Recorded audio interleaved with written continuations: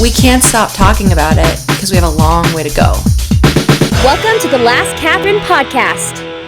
Hi, welcome to Last Catherine. I'm Pallas. And I'm Robert John Hadfield.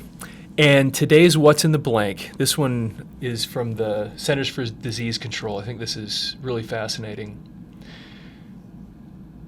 40 million women annually visit emergency rooms. 550,000 of them are for violence-related injuries. Of those, approximately blank percent were attacked by somebody they were intimate with. 90%? Okay. The answer is 37. Really? Yeah. Wow. Now, the reason I wanted to bring up this... That surprises me. It is, and there's Yeah. a reason that it surprises you. And this is why I wanted to bring this up to start with, because I wanted to talk about this for a minute. Mm-hmm. And it has to do with accuracy. I found this article that talked about mythology related to feminism. And what the point was is they said, here's the myth. And it says in the United States, 22 to 35% of women who visit the hospital emergency rooms do so because of domestic violence. Okay, now that's a statistic that's used broadly. Okay. All right, and I'm going to read what it says here.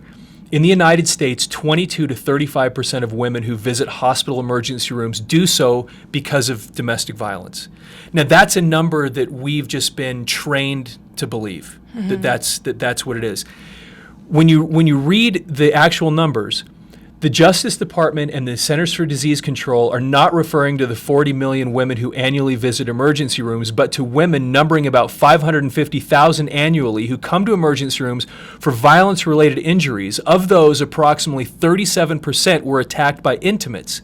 So it's not the case that 22 to 35% of women who visit emergency rooms are there for domestic violence. The correct figure is less than half of 1%. Wow.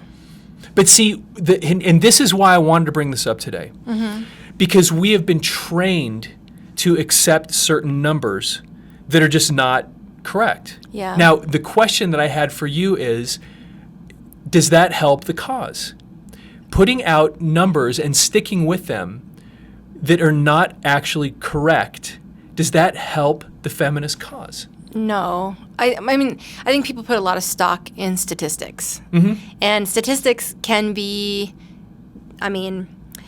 so we speak in an informal language. Formal languages are like computer programming, or English can be a formal language if you are extremely careful about your wording. So, but a formal language definition would be like computer programming, or math is also a formal language. Statistics are math, right? So we take them as yes, this is true, it's math. But then the wording around them manipulates the idea of the statistic, because that's what an informal language does. It has its weight. It puts its weight where it wants it. So you can take the same statistic and you can put it towards one major topic, abortion, or being pro-life or pro-choice, and you can manipulate the way you talk about that statistic to lead you to think, in general, I'm saying, but so I think statistics can be a little bit dangerous in that way, and we always do a what's in the blank, and so that's kind of funny to say that, but I think everything should be taken with a grain of salt, and I don't think that false information helps the cause. No. Because I think that you can pick it apart, and it's not, the point isn't, well, I said 90% just because I've. But there's a reason you said that. Yeah. And it's because we've been trained to, we hear, violence-related injury, it's got to be all domestic violence. And you go, well, it's not. A small percentage of it is actually from domestic violence. There's other things that are causing it. And well, it's probably my personal experiences that pull on that too, Yeah, for sure. My mom was in a relationship that was like that. So probably I'm like, well, obviously it's domestic violence, because it's so close to home. You know what I mean? What happens, and I think this is where a lot of people like me depart from supporting things like feminism.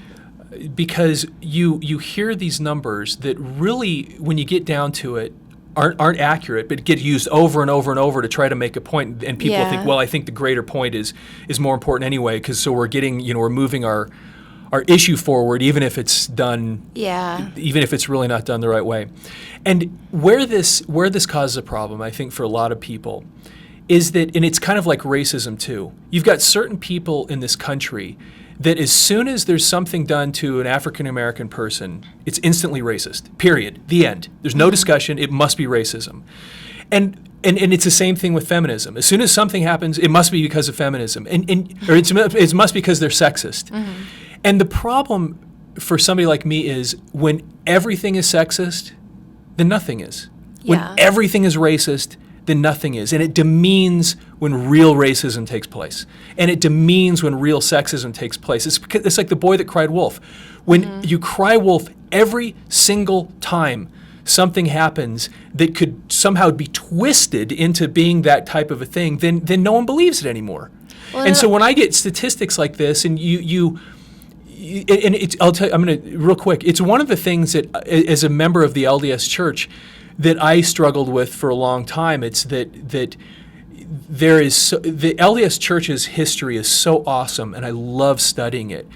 And there's a lot of people that avoid some of it because it's challenging to talk about, like polygamy, for example. Now, I don't want to run away from facts. And I don't want to lie about them either. I want the facts to be the facts. I mean, I shouldn't have to hide from them. And when somebody's taking facts and twisting them to make another point, then you lose me. I just go, well, I don't want to support something or be behind something that you've manipulated the information to make me believe it. And so I almost always dig deeper into things to see what the real thing is. So anyway, what were you going to say? Well, a couple things I was thinking there. When people, whether it's sexism or racism or whatever, when people take something, they think, okay, so a man did this to a woman, it must be sexist, or if this violence happened to a woman, it must be a man, or this thing happened to a black person or a Native American or something, it must be because of racism.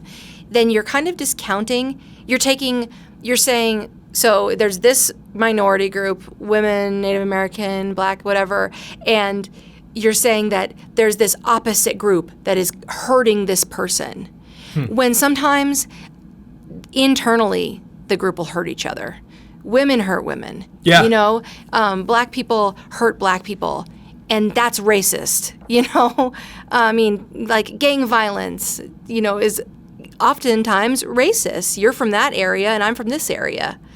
Interesting. To me, like it's an us against them. I mean, it's not just because they're black, but it's reinforcing an idea that society has about a people, about a females. That's true. And it's racist because it's reinforcing that idea. You know what I mean? Never thought of it that way. That is an interesting way to look at it. Yeah, that's what I think. But a lot of people are going to disagree with me. Obviously. But see, but you're right. I mean, if Hillary Clinton gets the nomination, which she for sure will, if I don't vote for her, I will be called a sexist. But the truth is, I won't vote for her because I don't believe in the things that she supports. I don't think that her idea for what the country should do is correct. I didn't vote for Barack Obama. I looked at the things he believed in, his platform, his ideas, and I disagree. Yeah, but he's an incredibly intelligent guy. He's got his vision for the way he wants things to be. I don't want that same vision, so I didn't vote for him. But that whole idea, though, I'm sure that there are millions of people out there that would call me racist because I didn't vote for him. Well, so there are people out there who would say that, but I don't think that most people would, because I think it's racist to think that. Like, it's a racist person wouldn't vote for Barack Obama because he's black. Somebody who's not racist wouldn't vote for Barack Obama because they don't agree with him, or would vote for him because they agree with him. I love Obama, by the way. I just want to say that because I really like him. I wish I could meet him. He's a great public speaker. He's inspiring. I mean, all that stuff. I just don't like his policies. Yeah, I'm really into him. But anyway, regardless. That doesn't mean that you're a racist and I'm not.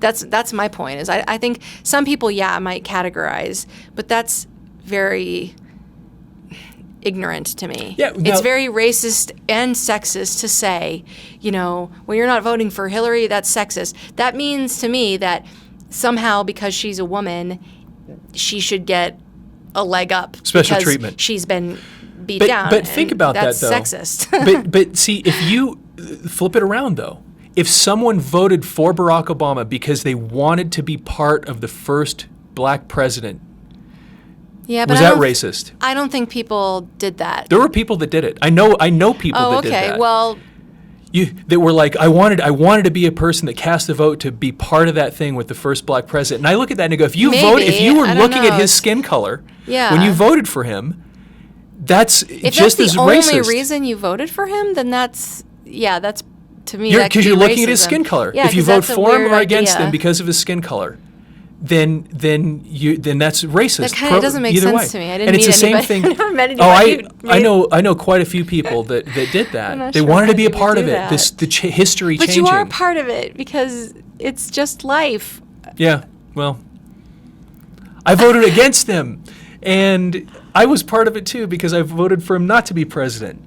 And so anyway, right? Yeah. And Hillary Clinton, will that be the same thing if somebody votes for her just because she's a woman? Will that be sexist? It's just that when we have to use these really sensationalized ideas, whether they're true or not, I shouldn't have to say be a feminist or support women because women get abused. Men get abused too. Be a feminist because this world, has just been run by the white male. I shouldn't have to say that. Be a feminist because you believe that men and women are equal. Mm-hmm. That's it. If I'm understanding you correctly, not that a woman should get special treatment. Right. It's just that you're feminist because you believe that men and women are equal. It's that funny you don't because believe that the white man should get special treatment.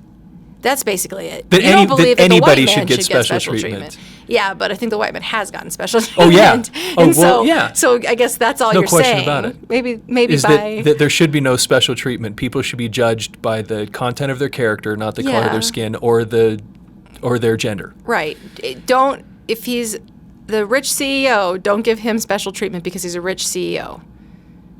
Vote for him or whatever because you like his ideas. Right. But money and power drives a lot of support in this country. The reason I wanted to bring up that statistic in the first place is because I was reading an article about, and the title of the article was Utah people save 48 girls from hidden tunnels used for sex trafficking. And this is in Mumbai. Oh, this India. happened. This is news like the last couple of days. Okay. Yesterday. I don't When watch the undercover news. operatives with Operation Underground Railroad of Draper, so Draper, Utah, I'm assuming, noticed that the women and girls at a nightclub in Mumbai never left, they recognized trouble. 3 weeks ago, the team rescued 21 women, 3 just girls, who pimps trafficked as sex slaves. They also caught 5 sex traffickers. Just last week, the team saved 27 such women, including 3 minors. In both cases, the pimps hid their victims behind a trap door. So you have this sex trafficking, which is awful, obviously horrible thing, and it's you have these people from Utah, this group that's from Draper apparently, which is just south of Salt Lake City, that helped stop some, at least in this case, some sex trafficking that was taking place. The reason that jumped out at me is I thought, so you have how many people here? That was 21 women that they saved. There is this statement in the United States that between 100 and 300,000 girls are pressed into sexual slavery each year in the United States. That statistic is wildly incorrect. And that's another one where there have been so many people in recent years that have jumped on this idea that there are almost 300,000 girls in the United States. Now, if there's one, it's a lot, Yes. and it's horrible and it's awful. But people There's something wrong with our culture. Yes, Yes. yeah. Yeah. But people have taken that there's 300,000, and the truth is there's probably in the United States a couple of hundred every year. That's a couple hundred, way too many, for sure. Yeah. But they've taken this statistic and blown it so out of proportion, That loses multiplied its it by meaning. thousands, that it loses the truth and the meaning It also of. is not very respectful for the actual victims. When it really does happen. Yeah. Yeah, that's Yeah. exactly right. When that kind of thing really does happen, it takes away from it. Because when this statistic, the 100 to 300,000, I'll read this to you. The source for that figure is a 2001 report on child sexual exploitation by the University of Pennsylvania sociologists Richard Estes and Neil Allen Weiner. But their 100,000 to 300,000 estimate referred to children at risk for exploitation, not actual victims. These are girls I wonder that were what at that risk for it. definition is, and like what is at risk for exploitation? That's But interesting. Yeah, but it's not actually the number that were, and so it says the Yeah. number, and then he goes on. One of the people that did that statistic said the number of children who were abducted and pressed into sexual slavery each year. He actually said we're talking about a couple of hundred. Yeah. Now, listen to this final statistic, and then we'll Okay. have to wrap up this one. And this number is likely to include a lot of boys. According to a 2008 census of underage prostitutes in New York City, nearly half turned out to be male. Isn't that fascinating? A few hundred children is still, and they put a few hundred children as a few hundred too many. Yeah. But we're not, in my whole point in bringing these things up today, Pallas, is that we're not helping anything Yeah. by taking statistics and blowing them completely out of proportion because we think it helps the cause. For people like me, it actually demeans the cause and it takes it away because it makes me think, well, then you're making things up and it's not serious then. Yeah, well, that's I what want people- real numbers. Yeah, people who are wanting to poke holes in feminism, people who want to like take it down, whatever that means, they're going to look for that kind of stuff, and they're going to use that as like a way to, devalue anything else that comes out of your mouth. Just like I was saying between what recordings once to you was that when people purposefully instigate people who they know are sensitive about a subject, like I know this person gets really upset when I bring up feminism, because they're a feminist and they're angry, and like if I say something sexist, I know I'm gonna poke them, I'm gonna prod them, I'm gonna tease them. People who do that publicly because they know it upsets people, or racism, to me that devalues what they're gonna say. So it's the same idea. It's like you quoted something that you don't really know is true. I can't trust a lot of what comes out of your mouth. That doesn't mean you're not a feminist. That just means that it devalues what you say. It's dishonest, and then how do I really know that anything else that's coming out of you is accurate? And it just makes more sense, because the truth is there is a need still in our world. It's much more subtle, but sexism is still there. It's more subtle than it ever was before, but it's there, and it still has to be worked through. And I see it, and I know it's there. And it's I just don't as need much- people giving me false statistics Yeah. to make me believe in it more. Matter of fact, when I hear that, I go, oh, please no, because then it kind of takes away from something that I believe in. Well, I have two things to say. One is that some people who do that aren't doing it maliciously. They aren't trying, like people who post stuff on Facebook and just re-share. Like, look at this horrible article, and then the article ends up being false. It's not an intentional thing. Like Not for the people reposting. Yeah, so some feminists aren't doing that on purpose. They read something or they hear it somewhere, they post it because they don't realize the falsity. And we don't live in a culture of people who are of a scientific mindset where they research and learn and let's find out. Well, I'm let's going dig down. to disagree with you on this, and I'll Okay. tell you why.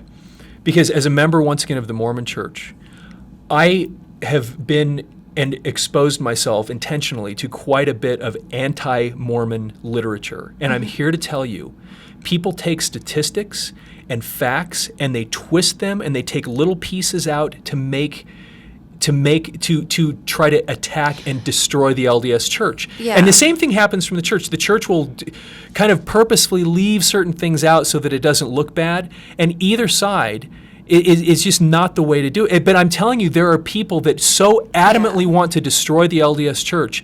They take information and they only put out the stuff that really supports their position, and they will twist the statistic or take something completely out of context, and it is utterly dishonest. Well, and people are willing to do that stuff if they're emotional about something, which they are about this topic. Well, that's what I was saying about statistics in general. That's what I was saying earlier about statistics, that they're not a formal language. It's informal. And so we can twist it, we can change it, we can take it out of context. And so we shouldn't really take them.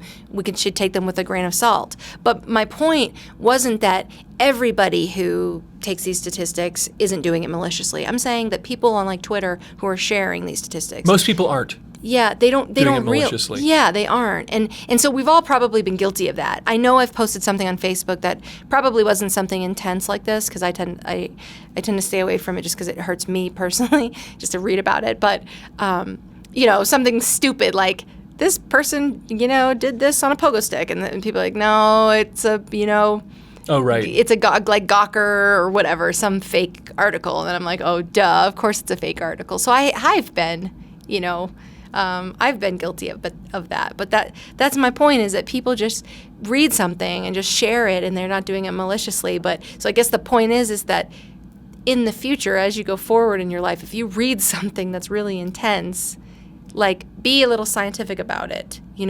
Read about, like, go to the source. Like, look at the bottom of the first thing I do with articles is I look at the bottom and see if there's even sources. Do they have places where they got this information? Are they reading books? Is there, actual sources? If there's not sources, it's just an opinion. Everything's just an opinion, really, but it's really just an opinion. If they have sources, then you can go to the source and you can do further research, especially if it's something that triggers you so deeply, like this, because you don't want to live your life in a world of falsity, and the internet is full of that. Yeah. So, and one thing I was going to say earlier is how mean women are to each other. Like, I see that a lot. So we were talking about feminism. We're always talking about male versus female, and to me, there's just so many women out there who are feminists, because I think inherently you are as a woman, really, unless you believe that women should be, less, treated less. Usually most women are feminists, but yet they're still mean to each other, Like, they'll still say, look at that girl's outfit, or she shouldn't be wearing that. I mean, and I'm talking about my friends say stuff like that. Like, I was at the Renaissance Fair one day, and there was like two younger girls. I don't know, they were like probably 17 or 18 or 19, who knows. And they were wearing some outfit and with some short shorts and some stuff and a fairy wings and whatever. And these two girls that are my age beside me, women, were like, oh, she shouldn't be wearing that. Like, like her chub was like a little too whatever. And I just said, I said, I don't know. I think she looks fine. She wants to wear that. I think that's fine, And so often I just hear that. I hear, oh, well, she's not pretty anyway, or stuff like that. And I'm like, why is this happening? Right. So some of the most anti-feminist people are women who are also feminists. And this, you're right. And I know I've seen that kind of thing, and this is why a minute ago I said that it's a lot more subtle, because where before the things were so obvious, you're not allowed to vote, you're not allowed to have property, et cetera, et cetera. I think that's what made me think of that when you said that. But you look at this and you go, it's still there, and it's something an undercurrent in our society. Yeah, and we're kind of taught it from infancy. Somehow it's built into the men and women to think a certain way and be a certain way, and it's slowly being filtered out of the society, but it's not going to be completely filtered out if people aren't talking about it. If people aren't being aware of what they say. The second they say it, like just the other day, somebody said that. Somebody said, well, she wasn't pretty anyway. And I said, well, that's exactly the point, like, you shouldn't, like, things like that are not nice, and we shouldn't judge each other. And she like checked herself and kind of got quiet and realized what she had said. But yeah, I think we grow up, we watch TVs, we watch movies, we watch the relationships around us, and all this influences us, and we model the behaviors. And without awareness of your behavior, you can't change it. You just are you're just modeling, and that's how we learn. And so let's make sure, for as long as we're doing this podcast, that we go out of our way to be honest about information. I don't ever want us throwing things out just because they seem to fit we need to be honest and make sure that people know that we're going to be honest about what gets talked about. And I think that was one of the goals for this, is to be able to have an honest dialogue about the way things really are. And we should post our sources with all these statistics. We should post those. So yeah, for sure. We should definitely do that. Well, anyway, this was a fun conversation. When you were saying that, though, I was like, I'm kind of full of crap, though, so I'm probably going to say stuff that's, just an opinion. Everything is just an opinion, also, unless there's something that John's pulled up. So it's fun to talk about. So, all right. It is fun. So anyway, if you're in the Denver area, we'd love to talk to you, and you'd like to come visit with us, get a hold of us on our website. Listen to the podcast on lastcatherine.com. You can also watch these on YouTube, and please comment. Let us know what you like and don't like, and we'll keep morphing this and changing this podcast to turn into something that will really be able to impact people. And then, what am I forgetting? Tweet at us, at lastcatherine. So there you go. Yep. All right, thank you. Thank you.